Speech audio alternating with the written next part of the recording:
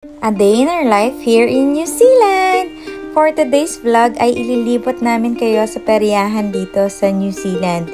Yes, you heard it right. Ililibot namin kayo dahil meron na kaming car. O, diba? Richie Diarn.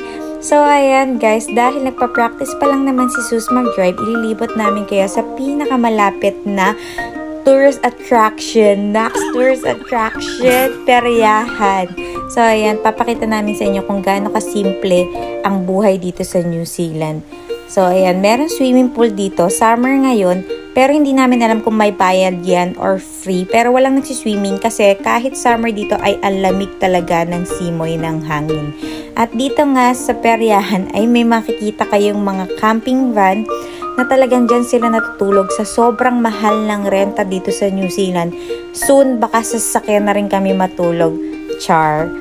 So, ayan. Pero dream talaga namin magkaroon ng ganyan. Kasi diba ang sarap lang. Parang kahit saan ka makadaan, makalibot. Parang ayun na yung home mo. Sasakyan na. Tapos, convenient siya. At nga, pinapakita na ng aking mahal na asawa na merong bumping car sa peryahan sa New Zealand. O, diba? Social pa rin naman kasi kahit peryahan lang siya, ay talaga namang may bumping car. At mapapansin nyo na ang daming tao ngayon dahil priority dito sa New Zealand ang family day. Meron silang paniniwala sa work-life balance. Ayaw nila ng work. So, ayan, kasi priority nila talaga dito yung merong peace of mind. Ayaw nila yung yumaman ng husto. Parang bihira dito yung yumayaman talaga ng husto. Parang gusto lang nila masaya. Kaya kung gusto mo lang masaya at payapa sa buhay, pumunta ka na dito sa New Zealand. Pero kung gusto mong yumaman, huwag ka rito pumunta. Char! So, ayan guys, mapapansin nyo na ang haba ng pila sa bumping car. Sa bagay, kung ako naman talaga ay tatanungin, dyan ako sa bumping car lang sasakay. Tapos, meron din ditong ghost train. Siguro 8 years old ako nung sumakay sa ghost train. Tapos, nung nalaman ko na tao lang yung mga nananakot, ayoko nang sumakay. Ito ko kasi yung talagang halimaw yung nananakot. Charot! So, ayan guys, baka hindi talaga ako para sa amusement park. Kasi, I remember nung bata ako, sumakay ako sa ganyang parang boat ride. Tapos nasukahan ko yung katabi ko. So sabi ko talaga sa sarili ko, hindi na ako sasakay sa mga rides. Bukod kasi doon, baka talagang mahiluhin ako. Kasi kahit sa ganyan na carousel, nahihilo ako. Kahit nga sa bus, nahihilo ako. Hindi ko alam ba't ako natuto mag-drive. So, ayan, kahit yung mga simpleng paikot-ikot na yan, yung mga bata, kinakaya nila.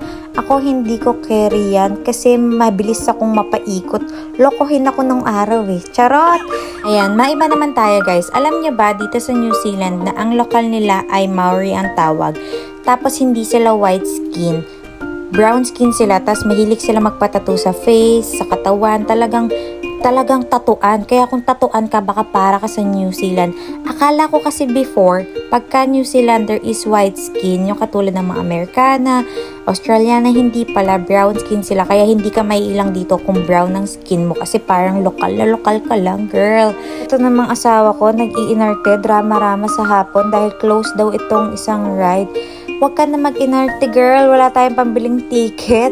Hayaan mo na siyang maging close. Kasi isipin nyo naman, guys, ang mahal ng ticket, tapos hihiluhin ka lang. Iikot-ikutin ka lang. Aasahin ka lang. Sasaktan ka lang. Bumili ka na lang ng alak. Same, tama rin naman. Charot! At dito nga sa gilid ay meron kami nakita na parang claw machine. At ang premyo niya ay lumang relo at $20. Naalala ko nung bata ako, mahilig akong tumaya sa may ilaw-ilaw. Tapos pagka tumama dun sa number mo, di ba meron kang isang chichirya? Pero dito ang social, $20 tsaka relo. O, kaya ang daming sumusugal. Tapos dito naman sa side na to, is merong talagang mga extreme na. Extreme na sa akin yan. Kasi tingnan nyo guys, ang taas-taas na. Ala! Tapos dito naman sa isang side ay gustong sumakay ng asawa ko kasi daw parang ang ganda. Pero wala daw siyang pera. Nakakasad lang kasi isa pa lang yung may trabaho sa amin dahil nga buntis ako nung nagpunta kami dito sa New Zealand. Kaya naman sobrang hirap talaga na mag-budget para sa amin kasi ang mahal talaga ng cost of living dito sa New Zealand. At tingnan niya, gusto niya daw sumakay dyan pero ayoko kasi wala pa naman siyang insurance. Charot! Matulad nga kita na hindi naman mahilig sa rides, mahilig lang maglakad-lakad, mag-picture-picture. Sa side na to ay merong mga pag-games. So, meron ditong mga pag-games na catch a fish or yung babarilin. Ewan ko, hindi pa ako nanalo sa stop toy sa ganyan. Kasi sa Pilipinas, kahit ilan yung baboy na para alkansyang napatumba ko, bibigyan lang nila ako ng 2 chichirya. Grabe, diba? Scam. Charot. Tapos dito guys, mapapansin nyo, is matatanda na yung mga bantay. Kasi nga, sa sobrang mahal ng cost of living dito, talagang pagka hindi ka nagtrabaho hanggang pagtanda mo is magiging homeless ka. Compare sa Pilipinas na pagtanda mo at may trabaho na yung anak mo, biglang humihina yung mga magulang. Biglang hindi na nakakapagtrabaho. Investment yard. Tapos dito naman sa side na to, is mapapansin nyo, isa lang yung bilihan ng pagkain. So, meron silang mga hotdog, hot chips, steak sandwich, pero hindi na kami pumila dyan kasi nga kaya naman namin lutuin sa bahay yan. Kung mapapansin nyo, isa lang yung bilihan ng pagkain. Kumpara sa Pilipinas na talagang madami kang pag sinabing peryahan, ang daming mga nagtitinda ng pagkain. Dito isa lang. Kaya imbis nakakain kami, hindi na lang kami kumain. Tapos imbis na bibili kami ng ticket, hindi kami bumili ng ticket. Kasi isipin nyo guys, oh, Maxi $189, mini Paxi $68, family pack $118. Tapos yung super special na sale, $45. Grabe, parang grocery na namin yan ng isang linggo. Dito talaga sa New Zealand, pag hindi ka natuto mag-budget, iyak ka talaga. Next time, vlog namin sa inyo yung grocery para talaga paramdaman nyo yung nararamdaman namin. So, ito na nga yung last na ride na nakita namin is yung Ferris wheel. Kaya naman nag-ikot-ikot na kami. Tapos itong asawa ko, turo ng turo kung saan-saan. Halos na vlog na naman namin lahat. Tapos nakita ko, babae na pala yung mga tinitingnan niya. Ayan, ang taba-taba ko na kasi. Ganun ba talaga guys? Pag tumataba na yung asawa niya, tumitingin na kayo sa ibang babae. Charot. Pero kahit tumitingin naman sa ibang babae yung asawa ko, magaganda talaga yung mga foreigner dito sa New Zealand. Ay, kami pala yung foreigner dito. After nga namin magperya, ilalakad na kami dito sa may beach kasi magkatabi lang naman sila. At habang naglalakad nga kami, may nakita kami na isang grupo ng kabataan na mala Spice Girls ang kanilang OOTD. O diba, talaga naman kahit na sino mapapatingin talaga sa ibang lahi kasi isipin mo ang ganda ng balat nila, blue eyes sila, tapos minsan blondie pa yung hair. Mukha talaga silang mga manika, nakakatuwa na may kasamang inggit. Charot. Habang low tide nga, ilalakad lang kami dito mag-asawa. O, tingnan nyo, laki-laki na ng tiyan ko. Kung napapanood yung mga dati naming vlog, hindi ako kahit yan talaga kataba. Ay, ayan, tumakbo pa nga ako. Paminsan-minsan talaga, nakakalimutan kung buntis ako. Ewan ko ba tinabol ko yung sigal na yan. Nakakatawa kasi, di ba, mag-iisip bata ka ulit. Charot, isip bata talaga ako. At dito nga sa side na to ay may picnic station sila. Magdala ka lang dyan ng adobo. O, tapos mapapanood mo na yung anak mo dyan maglaro-laro. Ang laki ng playground nila.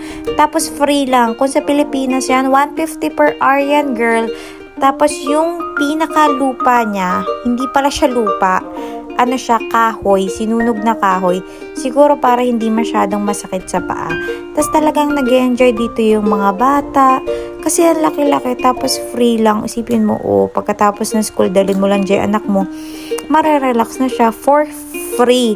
Tapos kahit bata o matanda mag-e-enjoy. Kasi tingnan nyo to asawa ko, oh, kabog, enjoy yarn. Stress na stress siya sa buhay niya.